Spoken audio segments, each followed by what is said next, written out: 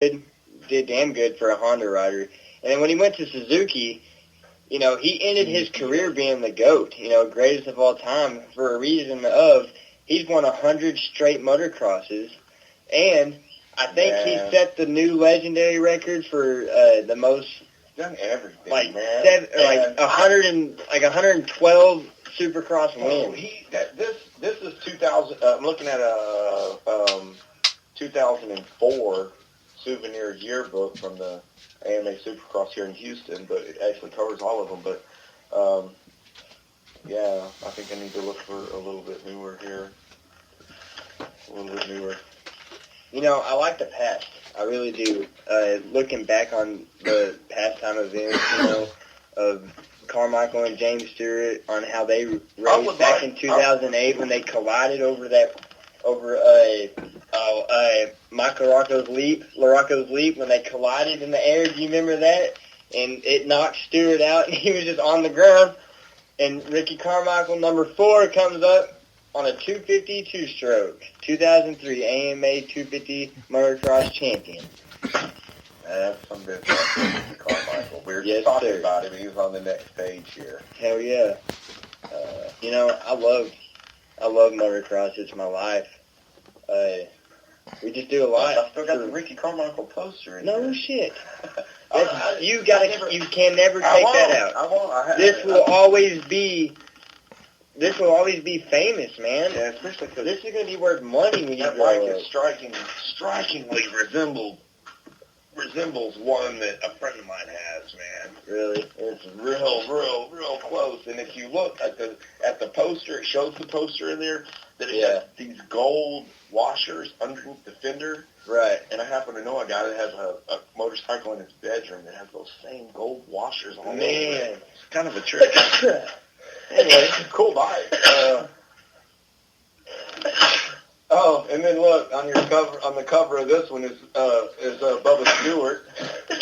Back when he was riding Kawasaki. He's one of the super rich kids there. No, actually, growing up, he wasn't all that rich. His dad went to construction sites after construction sites, man. Poster. And put pretty much a second mortgage on his home just to, you know. Well, let me tell you something. The kid he's a baller. He made that triple jump look like sweet banana gravy, dude. Just like, oh, I know. The way he scrubbed. When he first come up with the scrub, that man, I understand he's Bubba Scrub, but when he scrubbed that for the first time, the crowd went fucking nuts, dude. Brock Tickle. To have a last name Tickle. Brock Tickle. He is a pretty good rider, but he's kind of suffered from injuries the past couple years. But he'll get back there, you know. He'll get back in his time again. Everything takes time. Josh Grant. What do you think about Josh Grant? Is he still racing right now? Josh Grant, he is. He's on he's riding. You know what he's riding now? He's not with Yamaha. He's not with Yamaha anymore. Well, he's kind of. Joe Gibbs Racing is who is with the last time I had. Yeah, well, he's with Suzuki now on not the Suzuki, but the Husqvarna. Ooh. He rides the Husqvarna now. It's a bad son of a gun that they just come up with, and man, I want to ride it. It looks like a badass bike. Tyler Evans, he's good. That's the one that just won the. He's a Arena Cross Championship. This cat, Tyler Evans. Let's see, he was born. Tyler Evans, 1980. This is not the gentleman I was thinking of. No. A different Tyler. Yeah, that's an older rider. But hey, that's from the past. Now look, I said we should bring you some kind of periodicals or whatever. We're talking about some stuff. Hey, actually found a name that. They did some. It runs in the Supercross motocross family. I can tell you that. You know, you got all the great riders, man. It's just you got Trey Kennard. Did you know that he actually raced? And I don't know if this is true or not. One of the guys that I used to know at the track told me that whenever his father passed away, okay, he brought him into our house, or not our house, but this place down the road from my house, okay? Right. and he lived on this like ranch thing, and they built this badass track.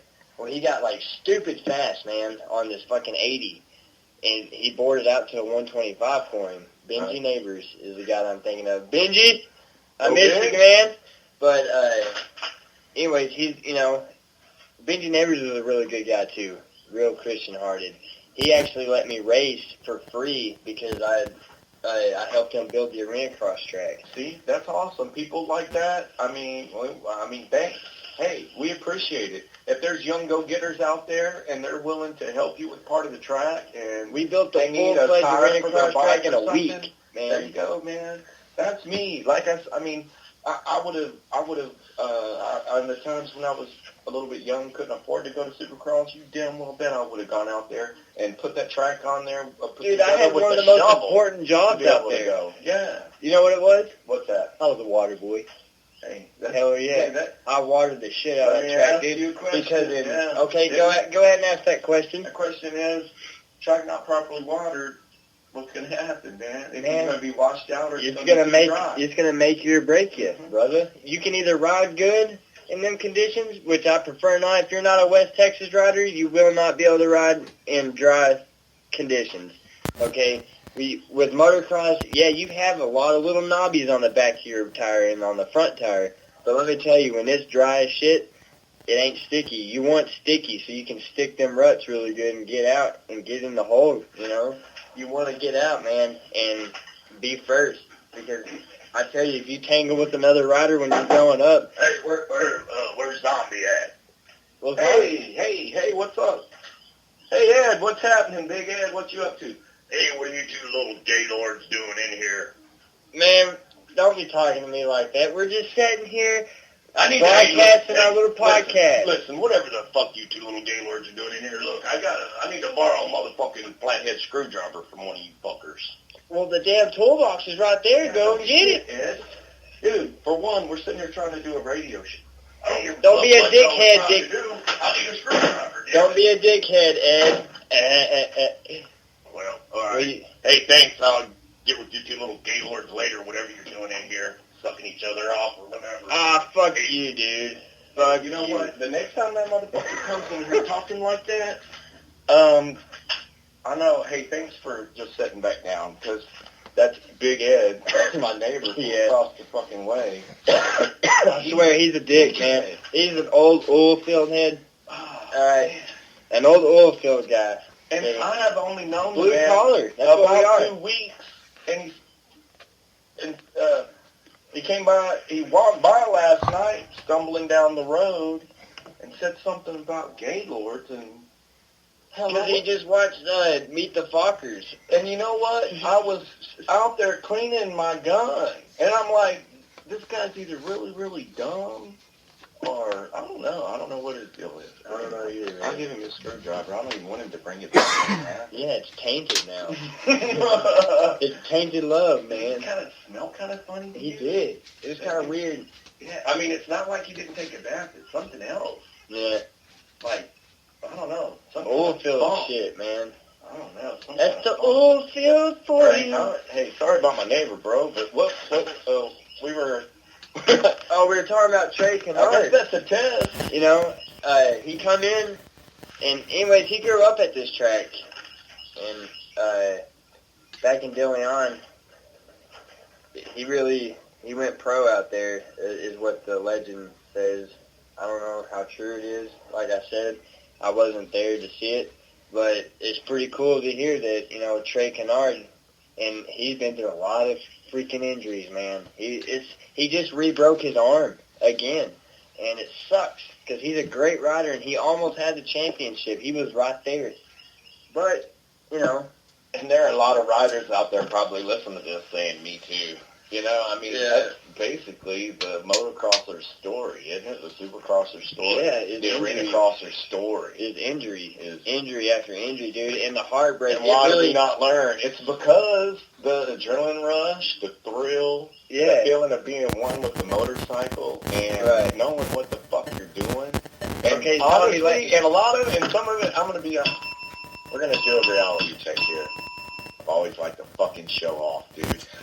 Yeah. That's a fact. I do not have that thing in my brain that says, don't ride a wheelie, don't try to jump over this or that, you know, and, and if there's girls around, we're going to act stupid, and, I get hurt sometimes. And, you know, hey, we were talking about proper protective equipment and all of that stuff yesterday. Yeah, and I got a whole list of stuff right here. Riders. Look. This is what you need for the proper PPE is, or PPU, okay, is, you need some damn knee braces. Yep. You need boots. You need motocross socks. You need, your PPO 5s, which is... You need your jersey pants. It's kind of like your girdles that you wore in football with the pads already inside of them. It's like that. Yeah, girdle. You know, you wear your tugs, your EVSs. Those are your undershirts, kind of like Under Armours. And then you got your pants, your motocross pants. Specifically, I like the Fox race gear. I do too, dude. Fox racing. Mine are so old, they're Fox 360s. I got Thor's right now. I love Thor's. Thor's are all right. You know, those are back in the day. Mm-hmm. You know, this is right here. Chad Reed, number 22, back in 2004, wearing the Yamaha Thor gear. But anyhow, you got to have your gear. You got to have your jersey. You got to have your gloves, your helmet. Yep, you got to have your chest protector. You got to have a neck brace. You got to have your... Yeah, you got to have your Hans unit now, right? Your head and neck. Yeah, you got to have a helmet and your goggles. You got to have it all. Trust me, you don't want to get a rock in the eye slinging back at you from a 450. That shit hurts. Hey, I've been in a moto. Or just a on, you know, nothing, only, I had a rock, you know, like me versus you type moto. Dude, I went, ugh.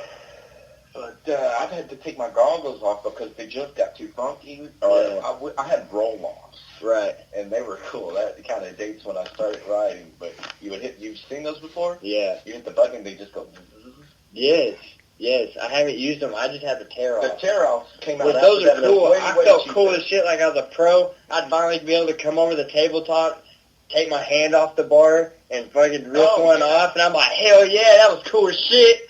I'm a pro now. Those of you who don't ride... And then eat it the next triple. Yeah, when you hit a jump on a motorcycle... It looks like it's just a split second. Yeah. But when you're up in the air, it seems it seems like it's an eternity. It is. And you're weightless for just a minute. Just like on one of the rides at the Astro World or Six Flags, Disneyland. Yeah. You know how you have like one of them rides that go up like the octopus, you know? Yeah. It like just sends you out there for a split second and then brings you back in. It's that sense of weightlessness. Yeah, it's like, it's that freedom, like you can get away for a second, and then it just brings you back down, and then it's like, but it's constant on the track, you know? You have your ups and downs, and trust me, ladies and gentlemen, you do have your fucking ups and downs, man. So you're cornering, you corner for dough, jump for show. If you don't corner right, you ain't going to win for shit. And whenever we used to, the inside cut, when you lock up the back tire and slide into the berm. Right. That's always been referred to as the jack move. The jack move. Yeah, I mean, for all my people coming up, from Rick Johnson on man, he was shout out to Rick Johnson. I don't know you, but I hung out with one of your friends, and he said he was your neighbor. And Rick Johnson was the first one to ever do a triple. See, I wasn't sure if you had ever heard of Ricky Johnson, because he was like one of our idols when it first got us into motocross and stuff like that back in the day. Back in it was 88. He hit the very first triple. It wasn't even built for a triple, you know, and he took it. He took that chance, and he won that race, ladies and gentlemen. He did, and he became a legend just for doing that. Yeah, and that was John Capps. That's the pro stock, the pro. And he was racing up against Bob Hanna. Yeah, Bob Hanna was tearing that ass up for a minute too. Yeah. He got him. He was. Pro drag racing legend John Capps. Shout out John Capps. What? About his fucking nitro funny car maniac. John Capps is a badass race car driver. Right. His neighbor, Ricky Johnson's neighbor. So I should get with John, Mr. John, and see if he can get Ricky.